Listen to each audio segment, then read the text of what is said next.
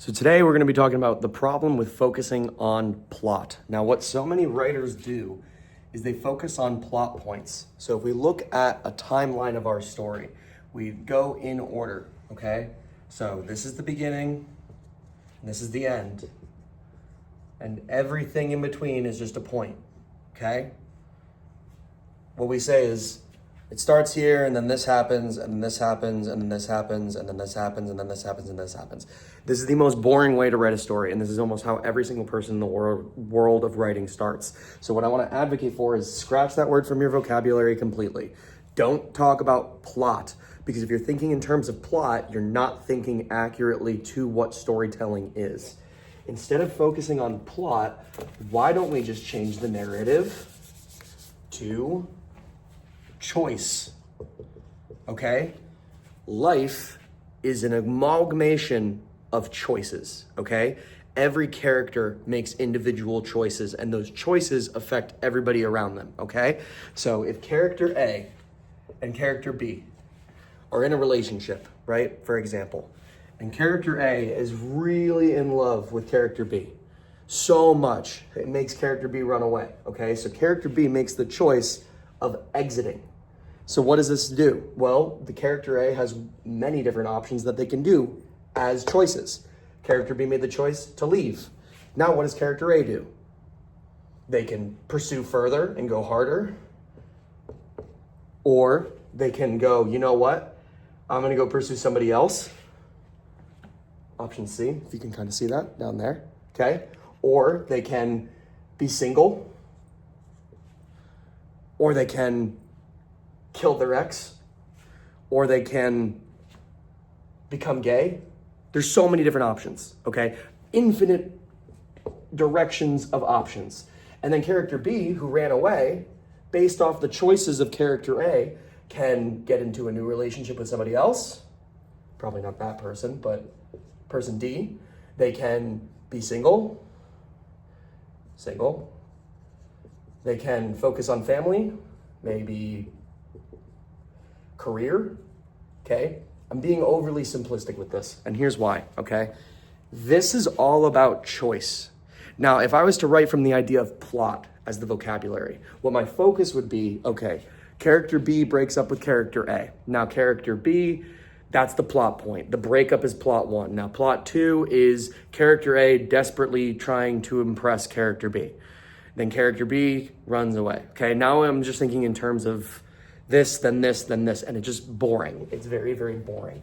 One of the best pieces of advice that I was ever given when it comes to being able to choose this is so many people, when they write that timeline of this, then this, then this, then this, then this, it creates no flow. It creates a steady straight line, which is not really what you want.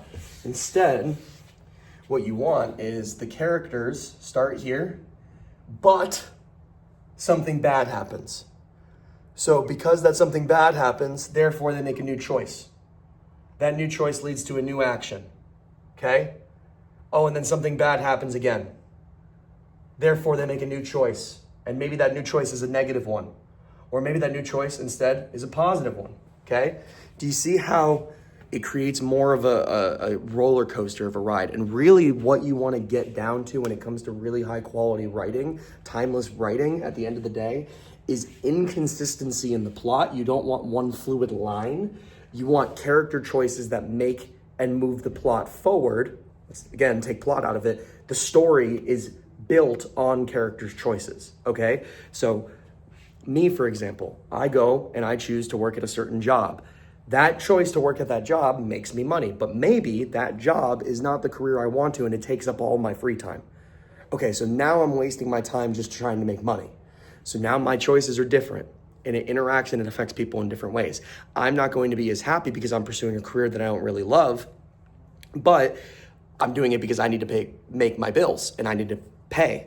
People can relate to that emotion, and people, as audience members, we've developed this dynamic of, if I just tell a really cool and unique story, then all of a sudden it matters. But the truth of the matter is people want to relate to the people in the story. And the way you make people relate to the people in the story is you make them so real that anybody can put themselves in that position. And this is why, as a writer, being incredibly vulnerable with your writing and being very honest with your writing, as long as you apply it to this system, will consistently breed and generate really high quality results. And so I want to incorporate this sense of storytelling with an element of psychology as well as philosophy. So if we have a person, okay? So, we have random person, all right? Now, the energy that a person exudes is the reaction that they get from other people, okay? So if this person is exuding a very negative energy about them, they're very unhappy, they're very miserable, they complain all the time, okay? And this person's not a complainer. Maybe this person doesn't complain at all. So what they're naturally going to feel is a sense of repulsion. They're going to want to go that way, okay? Now, here's the other thing. Sometimes this person is actually really happy, and this person isn't very happy. And this person is exuding all of this positive, loving, great energy. And this person isn't used to that positive, loving, great energy. So what do? They blame the other person for their negative emotions, and they leave, okay? The key to all of this is choice. Every character is making choices. Your scenes, from scene to scene to scene, is choices. Choice, choice, choice. Every single line of dialogue is a choice. Every word used is a choice. Every nose flick, every eye wink, every detail is a choice by the character. Be very specific and very intentional about the choices that your characters make, and you'll be able to create any story that you want to. Just throwing in there, if you don't mind liking this video or subscribing or sharing this video with somebody who might need it. I also help people with their individual writing, so I would love to be able to help that out.